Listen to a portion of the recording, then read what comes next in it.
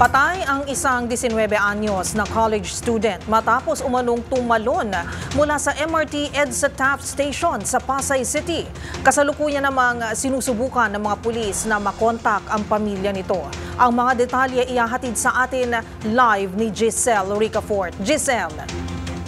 Dead on the spot ang isang 19 anyos na babae matapos umanong tumalon mula sa MRT EDSA Taft Station sa lungsod ng Pasay. Ayon sa mga nakapanayam nating saksi at investigador for 30 kaninang madaling araw, nang umakyat umano ang dalaga sa railings ng MRT at saka tumalon. Sinasabing may problema sa pamilyang first year na kolehiyala na residente ng Parañaque City.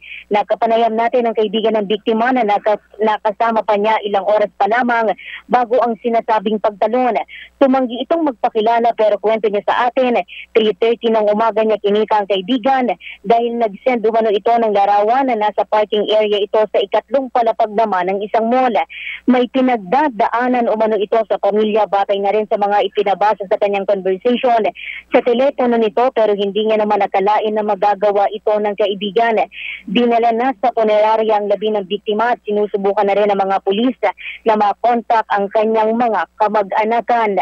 Para sa MBC TV Network News, ito si Giselle Ricafort para sa DZRH, una sa Pilipinas, una sa Pilipino.